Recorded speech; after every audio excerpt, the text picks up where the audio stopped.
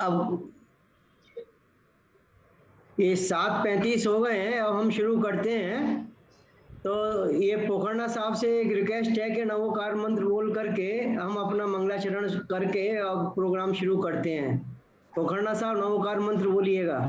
हाँ साहब। नमो हरियंताणम नमो सिद्धाणम नमो आर्याणम नमो वज्रायणम नमो दोय शब्द साहुनम एसो पंच नमोकारो सव पाव पणासनो मंगलानं च सव्वेसी फड़वम हवै मंगलम। धन्यवाद साहब। आज ये बहुत ही इंटरेस्टिंग टॉपिक है काल चक्र के ऊपर, और इसको ये भंडारी साहब देने वाले हैं। भंडारी साहब किसी परिचय के मोहताज नहीं है, अभी रिसेंटली आप हमारे घर पधारे हैं, आपका बहुत बहुत आभार। और आप पुस्तक भी दे करके गए, मुझे तो अभी पता लगा कि कई किताबें भी लिख रखी हैं इन्होंने। एक किताब इन्होंने जो मुझे दी, जिन्नत का पथ, तो वो भी आप दे करके गए। तो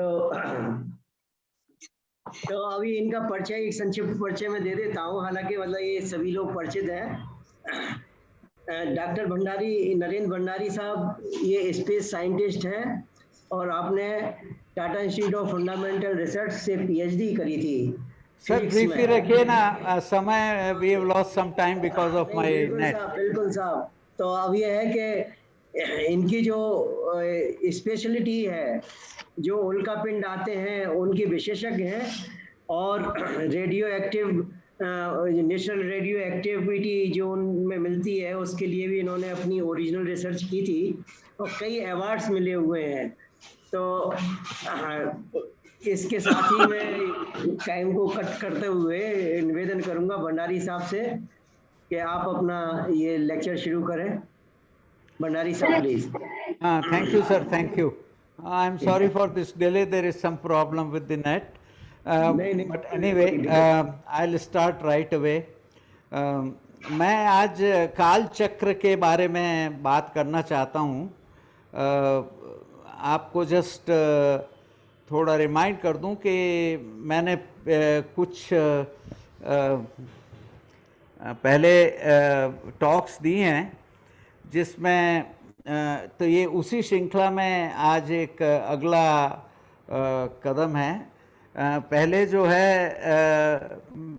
मैं ब्रह्मांड पर, लोकाकाश और अलोकाकाश पर बोला था, और ये बताया था कि वो गोल है विज्ञान की दृष्टि से और जैन धर्म की दृष्टि से भी।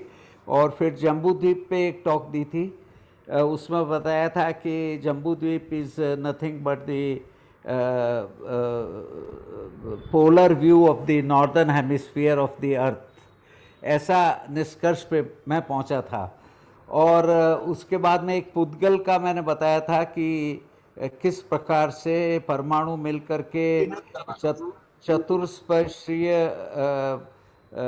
पुद्गल बनाते हैं और फिर अष्टस्पर्शीय बनाते हैं। उसमें करीब 30 ऐसे स्कंद हैं जो हमारे साइकोलॉजिकल, फिजियोलॉजिकल और सोल रिलेटेड रिएक्शंस में they can be effective because they have infinite conductivity, zero resistance, no mass, and superfluidity and all other properties. उसके बाद में अभी ये जीव पर मैंने बताया था, वो सेमिनार में I gave some new postulates about how these ions get organized in water and how they build up and become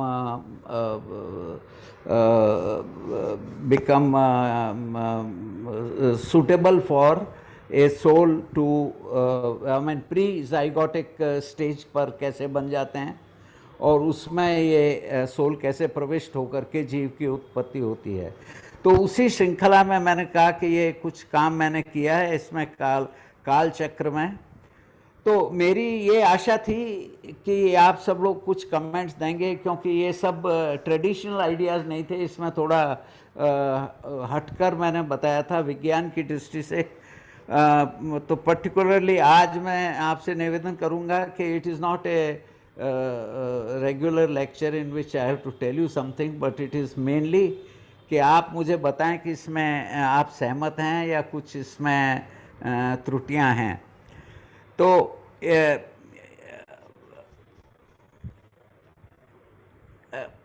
मैं शुरू करूंगा ये इससे कि काल चक्र, जिसको हम कॉस्मिक व्हील ऑफ टाइम भी कहते हैं और टाइम साइकिल भी कह सकते हैं, तो ये 4-5 जो लेक्चर मैंने दिए थे उस श्रृंखला में ये आज एक और ऐड कर रहा हूँ।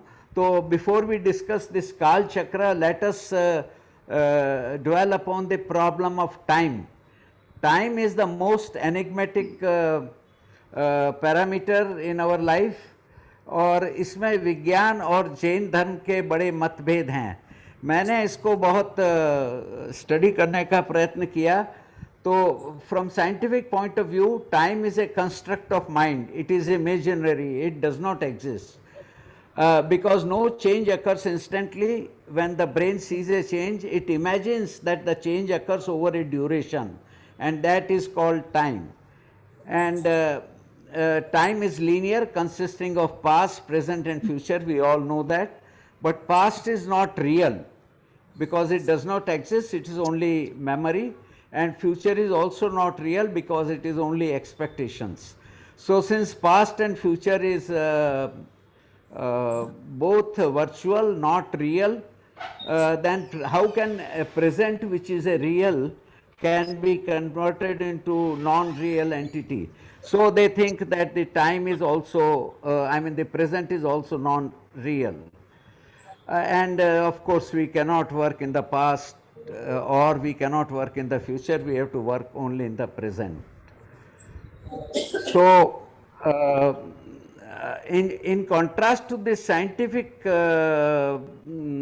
confusion, they have no definition for time because they don't believe that there is something like time. Jainism believes that Kal is a Dravya, particularly अपना जो दिगंबर व्यू पॉइंट है वो इसको एक द्रव्य मानते हैं, ए रियल अमंग 6 रियल्स, जीव, पुद्गल, धर्म, अधर्म, आकाश और काल। इनमें काल भी एक रियल माना जाता है। नो, काल is very important because as I understood, I think there are some views which you may not fully agree, but that is what I have understood. So I'll present before you that Kal acts on Jeev to give rise to phenomena of birth and death. Kal acts on Pudgal to give rise to phenomena of transformation, that is Parinaman. Kal acts on Dharma, dharmastic dravya, to give rise to phenomena of motion, and Kal acts on Adharma to give rise to phenomena of rest. And Kal acts on Akash, ये पांचों पर Kal acts actually to give rise to phenomena of sequential change, or what we call in relativity as a event of simultaneity. So whether the events are sequential or simultaneous, that comes out by its action on Akash and that is more or less what is accepted in general theory of relativity. So in essence, Kal is a kind of most powerful entity. We can even call it a force because nothing happens without it. Now I think I am getting into some controversial domain, so I will with this little explanation about Kal, I'll turn over to Kal Chakra. Now with Kal Chakra, there are serious problems. The problems are that एक second दीजिए, वो मेरा mobile कहाँ है वो उसके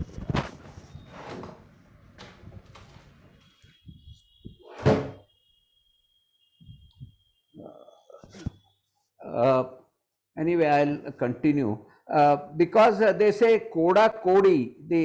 This is the Kal Chakra, Avsarpani and Utsarpani, and it is Koda is considered to be 1 crore. It is 10 to 14 years, and that is more than the age of the universe, which is 15 billion years. So it exceeds the age of the universe by some 5 orders of magnitude, and that to me is very unrealistic. So Dr. Rajmal Jain came up with the suggestion that Coda, Cody and Code is actually, I hope you can see it here, 10, 100 and 1000 years. Because still in Gujarat, if you go and you ask for kites, you say, "Ek Cody kite dena," and he gives you 20 kites.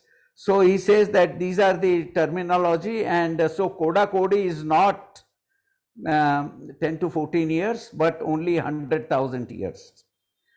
Now this is the Kal Chakra divided into 6 aras, and for the half cycle, and 6 aras for the other half. So if I want to plot it in the modern way, I'll put it as a sine curve, that it starts at some point, goes up, comes down in the negative domain and goes up again. And again, the cycle repeats. But there is a small difference between this curve and the sine curve.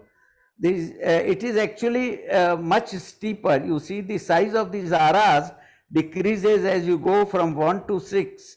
So its rise is very slow and fall is very rapid. So if today I have to draw this diagram, I'll draw it like this and divide into this whole curve into 12 parts. Now I wanted to compare this with the whatever cycles are known to us, and I have listed here on the left. We have lunar cycle, which is fortnightly or monthly, you can say. Then we have solar cycles, diurnal, seasonal and annual. And then we have climatic cycles, and I'll come to that because that is the thrust of my talk today. And I'll try to show that this Jain Kal Chakra is nothing but a climatic cycle. Then we have on Earth terrestrial cycles. Volcanic cycle is approximately 33 million years. That means every 33 million years we have been having a large volcanic activity on the Earth. So my hypothesis here is, and I'll immediately try to prove it, that this Kal Chakra is nothing but a terrestrial cycle of climate. Then we have cosmic cycles, the galactic cycle. This is our galaxy, and the actually, let me show you this now. This one. This is our galaxy, and Sun is here in the Orion arm, which is called local spur arm here, and it is made of various arms: Perseus arm, Sagittarius, and Scutum Crux arm, and Norma arm. So this is the cosmic cycle. The Sun goes around, and it takes 250 million years to complete one cycle. This 250 million year is the large galactic cycle we have. We can call it cosmic cycle, but it doesn't go straight, not in a same plane. It doesn't move in the same plane, but it moves as if it is going up and down in a carousel. You know, these children, when they have exhibition, they sit on this horse which goes round and round in the carousel. And that period of coming out of the plane and going back, and again going down and coming back, is 65 million years. So we have a 65 million year cosmic cycle, and it goes up and down in a carousel, and we have 250 million years a revolutional cycle. So these are the cycles scientifically known to us, and we try to match it, but we cannot match anything to this 10 to 14 years, as I just explained. And then there is much discussion in our text that what point of time are we now in? So according to Jain text, we on the planet Earth are presently living in the 5th era of the Avsarpani Kal, which is said to have begun 3 years and 8.5 months after the Nirvana of Bhagwan Mahavir. So we are in the Avsarpani at the fag end. And this Kal Chakra is said to be applicable only to the Aryakhand of Bharat and Aravat region of the Loka. That is what clearly written. This implies that it is not a cosmic cycle. It does not operate over the universe, but only related to some parts of the earth. The 6 divisions have been named according to happiness index. They say Sushma and Dukhma and Sukhma, Dukhma, Dukhma, Sukhma, Sukhma, like that. So there is a happiness index ranging during Avsarpani from happy, happy to unhappy, unhappy. We can call it very happy to very unhappy. And there is a gradual change. And this is probably related to climate. Because we know when climate is comfortable, when temperatures are high, then we are comfortable. When it is ice age, then it is harsh. Harsh because you can't move, there is no food, there is too much cold, and so many problems. So the period of various cycles, the first cycle is 4 Koda Kodi years, second is 3 Koda Kodi, third is 2 Koda Kodi, and the sum of the periods of 4th, 5th and 6th cycle is given as 1 Koda Kodi, and the period of 5th and 6th cycles are 21,000 years each. So this is written in the Agam. So now we please mute yourself. So now our problem is how to understand it. So I'll take 3 approaches to try to prove my point. One is the happiness index, that equitable or warm climate is better than cold ice ages because there is more water, lakes are full, rainfall is there, you can move about easily, there is abundant food, and agriculture, etc. Can be done easily as compared to ice ages. And we know from independent evidence that Earth has gone through ice ages and interglacials, we call it, that is the warm ages. The second approach I will take today is archaeological, based on fossil record, and agriculture, that is human evolution and domestication of plants and animals. So this archaeological evidence is based on Paleolithic. You know, it is divided between Stone Age, the Paleolithic, which is again divided into Upper and Lower Paleolithic, and the Neolithic, the New Stone Age, and when we started using tools. So this is based on our excavations, and I'll show you some slides. So Paleolithic starts a little less than 100,000 years ago, and Neolithic starts about 12,000 years ago. And in our laboratory at PRL, where I still work in some ways, but where I spent last 5 decades, we had a carbon-14 dating laboratory, and we dated about, I think, more than 50 or 70 wheat samples, wheat, millet, and rice samples. And we found that they are roughly, they group around 5,000 years ago. If you take a burial site and you date that burial site where you have skeletons and all that from Harappa or Kalibangan or this Rakhi recently, all this Mohenjo-daro, part of it which is in Pakistan, we have dated about I would say about 60 or 70 samples, and found that they group around 5,000 years. But there is one date in UP which goes to 11,300 years, and the error there is 200 years. So it will be around 11,000 years. Some people claim, and I have seen some publications, but not very reliable, that rice in China is 50,000 years, it was being harvested 50,000 years ago. So, based on our Indian dates, we can say that agriculture here started about 11,000 years or so. And why it is important? Because Agam says that Bhagwan Rishabdev, he is the one who taught us Krishi, the agriculture, Krishi Asi Masi. That's a very famous thing. So to try to prove, we say that it can at the most be 11 or 12,000 years.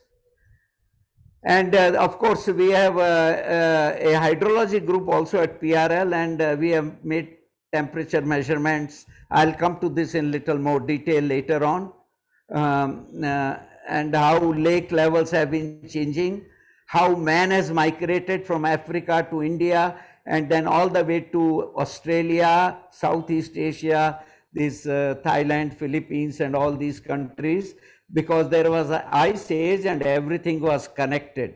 So that happened about 15,000 years ago. So the mobility from Africa started about 70,000 years ago, and it divided into 4 branches. One went to Europe, other went to China, one went to Egypt, and one came to India.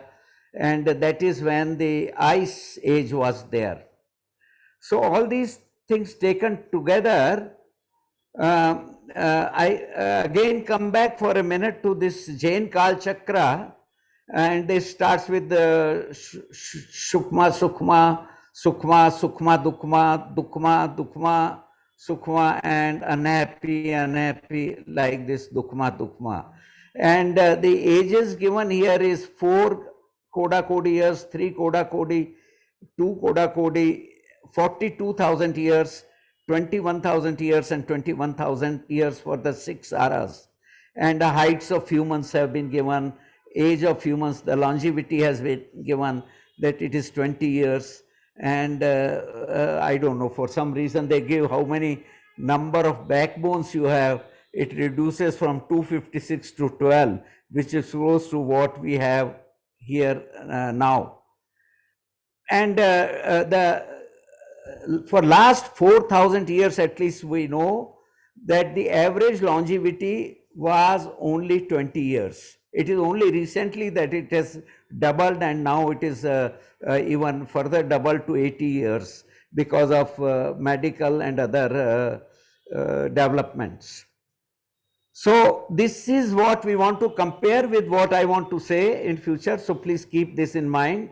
And this is a very popular picture you have, this Homo erectus and Homo sapien, starting from a chimpanzee, which is only about a meter in height.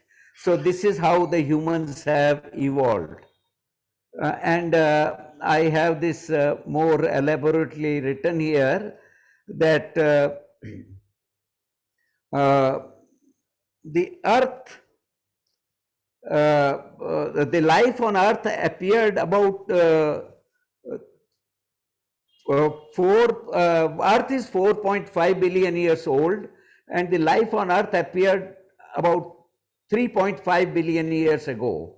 And from that prokaryotic cells that we call sthavar, that can't move, the life from this common root has evolved into fungal, animal, plant kingdom, evolved by Darwinian evolution.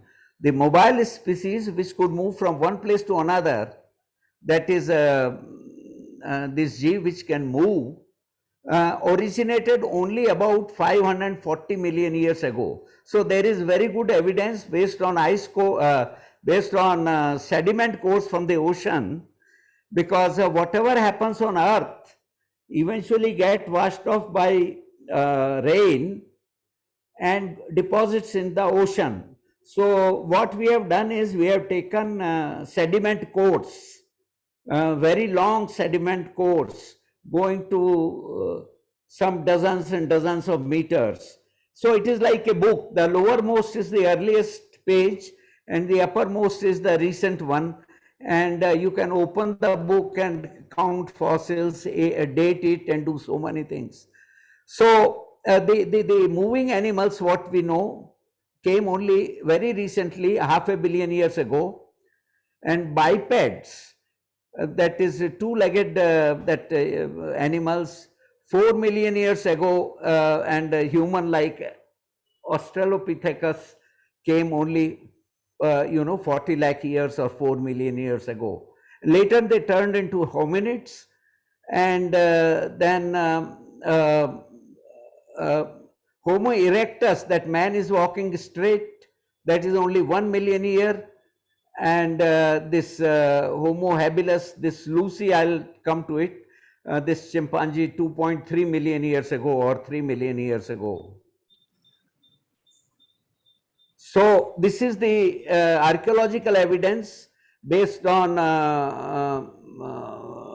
evolution of man on earth, and the Homo sapiens, that is with we people with brain and big brain and mind, only 35,000 years ago. And that is when we started using stone tools, and this is where Paleolithic, and later on about 15,000 years to 10,000 years before present, BP is before present, we have this Neolithic period starting at about 10,000 years or 8,000 years. Now this one is Lucy. This is the fossil found in Ethiopia, which is about 1 meter tall, and this is the, I think there is some recent fossil also has been found, but Lucy is the most celebrated name in human evolution. Then this Heidelberg, the German one, Nebraskan man, the Peking man, the Neanderthal man, and now the modern man. So all this journey has been completed in about 3 million years, and man has only come about 100,000 years, or you can say 35,000 or 40,000 years ago. So this is one evidence we'll use, and this is the study of lower Paleolithic sites in India. This is the Western India, where a lot of work has been done. There are some in South India which are not plotted, but this is known that all these places where big in South India there is a big stone structure like a Stonehenge which has been found. So this is the Stone Age, and then we can go on to the next slide. This is the Neolithic sites. So you see, Neolithic sites are more. They are more frequent. They cover Kutch and Gujarat and Gangetic plains, Indus, and all this Middle East and all these areas. So this is coming to about 8 to 10,000 years as compared to the Paleolithic ages. And these are the things, I don't know if you can read them, but this is from Harappa going back to 300 years before Christ, and this is wheat. They were growing wheat and barley and some other grains, and these have been dated from this area here, and the oldest one is about 5,000 from now, 5,000 years ago. But there is one, as I said, 11,000 from UP, one small village.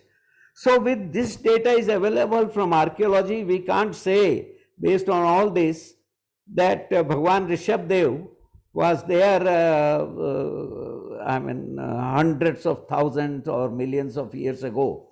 Unless you say it was another cycle, not this cycle, not this Utsarpani or Avsarpani, but another Avsarpani, maybe long time ago. So there is some debate possible, but all this evidence, that is the fossil evidence, the grain evidence, the climatic evidence, the stone evidence, all this suggests that there was no reasonably intelligent human being more than 12,000 years ago. And this is also coming from Tibet and Europe and other places. Now we look for, they say Adinath Bhagwan was very tall. So I was always interested in finding if there are some bigger skeletons or something available. Only thing we found is a 14-inch foot mark in Tibet on a what you call calcium carbonate terrain. Somebody was walking there. All our feet are only 8 or 10 inches or 9 inches, something like that. Some are little longer. But 14 inch is the longest ever found, I think. I am not very thorough with all this search, but we did find a 14-inch footprint, or what you call a pagalia, in Tibet. And that was a period when Tibet was warm and lakes were full. So all this was going on and not supporting what is written in our agams.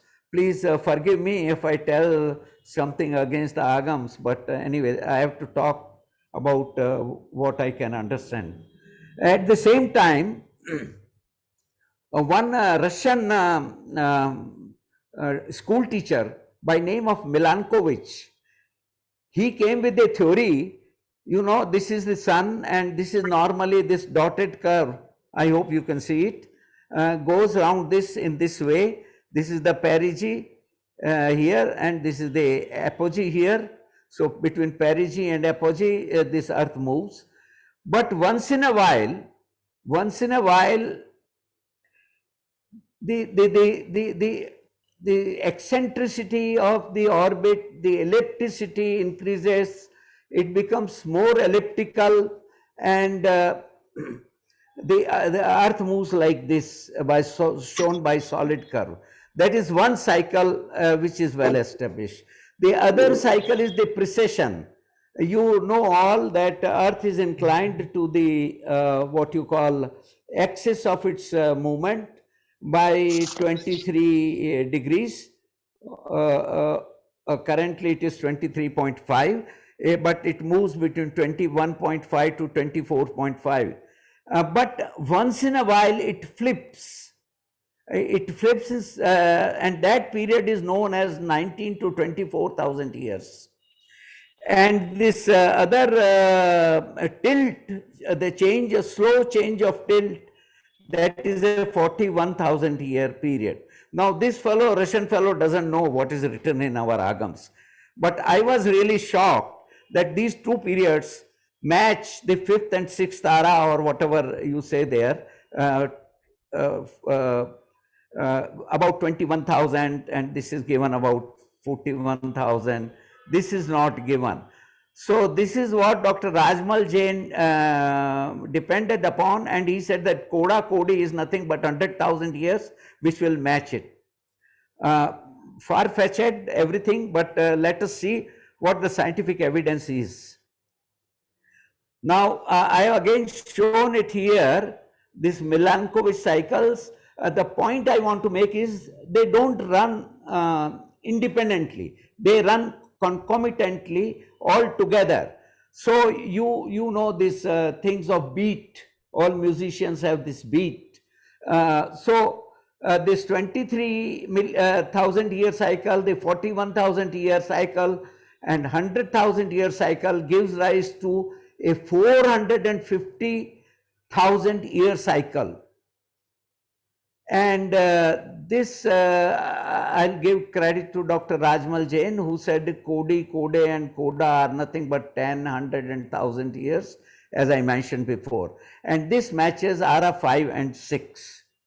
So now I was really, stunned that such a quantitative agreement between this Milankovitch cycle and our fifth and sixth ara, which is around 21,000 years, exists. I just couldn't believe for a while. But Milankovitch got into a lot of trouble because people said this solar cycle or the solar radiation which comes to Earth is so minute, such a minute change is there. It is less than 0.01% or of that order. See, just now we are getting 2.3 calories per square centimeter per second. That is what we call solar constant. It changes by some 0.01%. And they said, the scientists said that such a little change cannot give rise to a climatic change on Earth. Although it is a reality, we know that there was glaciation up to Mount Abu. I think there is some evidence from Himalayas onwards, and the evidence is very strong in United States, because the Canadian ice sheet is spread till almost California, 40 degrees or something like that. So this evidence is very great, and this evidence also comes from meteorites, but I'll not go into that just now. Then it dawned on some people that our Earth's atmosphere actually acts as an amplifier. So although the solar radiation, the solar constant changes by a minuscule quantity, the the temperature on the Earth can change by several degrees. So this is a fantastic revelation to us, that the atmosphere of the Earth acts as a big amplifier, and it can amplify small changes into a big one. So we started off doing this, and I want to take a minute to explain this curve. This is the precession curve, what I mentioned, 9, 22, 24,000 years. This is experimentally obtained, and we had this laboratory in our ISRO lab, and we made some measurements here, and I'll tell you in a minute how it was done. But this is due to obliquity. Obliquity 41,000 year cycle, and this is due to eccentricity, that more elliptical the orbit becomes. And then all these things together give rise to this curve, which is the lowest curve. You see, so many kinks are there, because sometimes they all meet together and enhance the curve. Sometimes they go against each other and reduce the curve, reduce the magnitude of the curve, and so on. So this is the curve we finally get. And this has been obtained by taking a core from Greenland as well as from Antarctica. You know, Antarctica has an ice shield which is several kilometers deep, and so has Antarctica, Greenland and all that. So people obtained a long core from there, and you know, oxygen has, here I have to go through a little technical detail just to convince you that oxygen has 3 isotopes, 16, 17 and 18. So when something evaporates, 16 is the mass, you know, relative to hydrogen.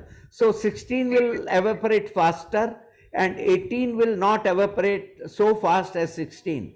So oxygen 18 to 16, when something becomes hot, that ratio will change with temperature. For example, 16 to 18 will become high when the temperature is high. It will become low when the temperature is low. And I want to show you this curve, this climatic forcing and temperature. On the left hand side, we have this 0 degree, that is the normal. And it goes from -4 to 0, comes back to -4, there these peaks there. And this is going up to 800,000 years in back. This 0 is today. It is now here.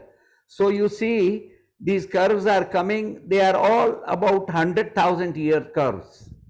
And this is from Dome C. Dome C is in Antarctica, in Greenland. And this is the greenhouse gas, this is the forcing. You know, we are here, and now the temperature is increasing. This green curve, you know, this is the predicted one. and this is what is the measured one. So this is increasing continuously, and we always say that the earth is getting warmer, that is now. But if you go back to something like 1800 or something, then you have these cyclic curves with not exactly, but you can, we have a computer program, you can put in the number of cycles you want to see, and you will see this 21,000, 23,000, 450,000, 100,000. So this is, for example, from this peak to this peak is 100,000. This is 100,000, this is 200,000, this is 300 and some thousand, this is 400 and some thousand. So distance between this peak and this peak and this peak and this peak, not exactly, but around 100,000 years. So we have this 100,000 years, and in this cycle, where are we now? We are here in this cycle. We are here, and if we didn't have this greenhouse effect, we didn't have the increase of temperature with time in the last 200 years, the temperature would be falling.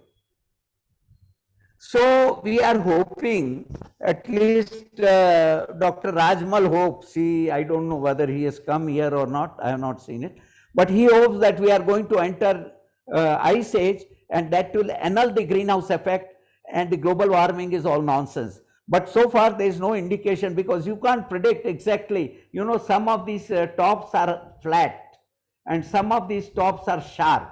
So in very few years, in 5 or 10 years, it can really go as low as -3 degrees compared to the present, and then it will be ice age, because as you know, -3 degree, I am talking of global temperature.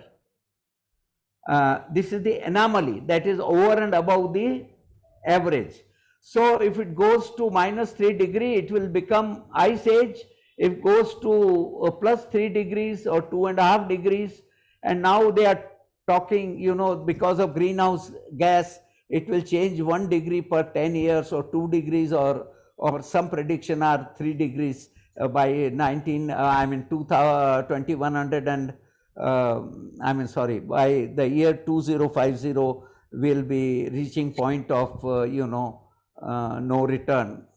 In my opinion, we have already reached this point, but supposing this ice age sets in, we'll have some relief, because the amount of energy is very large compared to the greenhouse gas. The forcing factor, what I call, is very small compared to the solar forcing.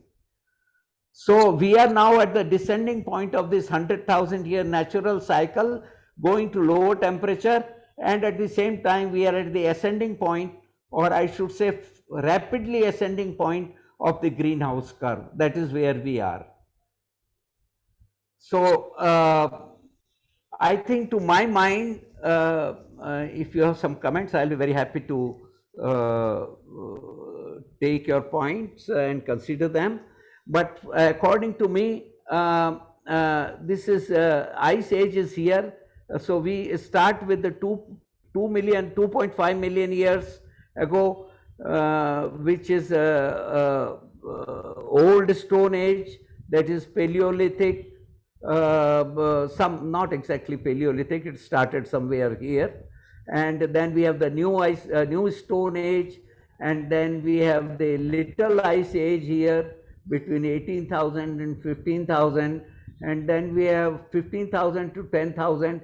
We have climate cool and warm both, and colonization by modern man, and development of farming culture. And this is the brief history, climatic history, and all I would say fossil history, and the Stone Age history, archaeological history, all together. So now I will go further. If you take this Dashavatar. I think many Hindu priests, I talked to some, they don't believe, they say it is a later addition, but it started with a fish and then to this Vara and Kachwa, the tortoise, and Parshuram, then Vaman avatar. So this is like our, that Lucy type of, forgive me for saying so, but if this is the type of humans existed at that time, he was very short, so we had also this thing. And then half man, half lion. Then we have Ram, Krishna, and Mahavir, Rishabh or Buddha, and the Kalki is yet to come. So these ages, this sequence also agrees with the fossil sequence in a way. And of course, now I like to compare it with Vedic time cycle because we are coming to this Vedic Dashavatar. So Kali Yuga, according to Vedic cycle, started soon after the Mahabharat war when Bhagwan Krishna died. And second view is Kali Yuga started after Mahavir's Nirvana or Buddha's Nirvana. So they also have Satya Yuga, Treta, Dwapar, Kali Yuga, and this is virtuous, no sin, virtue and sin. That ratio, I don't know how they calculate, but 3:1. Then virtue and sin is equal. Then Kali Yuga, sin will be 3 times more compared to virtues. And they give a age of 4 into this golden number, 432,000 years duration for Satyug, 3 times this number for Treta, 2 times for Dwapar, and fortunately Kali Yuga will be short, only 432,000 years. All this comes to one Mahayug, which is 4.32 million years, and then one Kalpa is 1000 Mahayug. I think many of you may be knowing, but it comes to 4.3 billion years. So when we first dated the oldest rock we have from Australia and from Greenland, it came to 4.5 billion years, and I was really astonished that this one 4.32 given in the Vedic time cycle for one Kalp or Mahayug, after which the earth will go to Pralaya, is matching very closely with the radioactive dating of the oldest earth rock. So you see, I think whether we believe all this or not, you cannot escape the decision that there is lot of agreement between some numbers quantitatively as well as qualitatively between Jain Kala Chakra and the scientific time cycle, what we call. Of course, we have only climatic time cycle which matches it. If you believe that this 100,000 year is what they mean by this Coda, Codi, and so on. So I'll come to the conclusion now. That the conclusions are as follows: that the period of 5th and 6th era agrees between Jain Kal Chakra and the thermal or climatic or fossil cycles determined experimentally. This is not a theoretical prediction, this is an experimental determination, and we can discuss it more if you like. The eras are probably climatic cycles on the earth, because it is written that these cycles only operate in Bharat Khand and Aryavart Khand.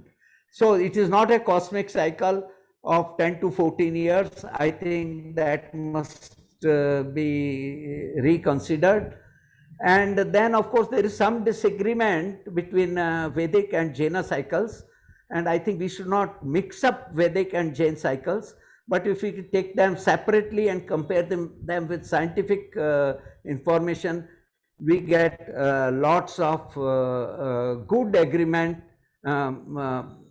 even qualitative, which of course one can say, or at least I believe one can do by just thinking about it and predicting the future.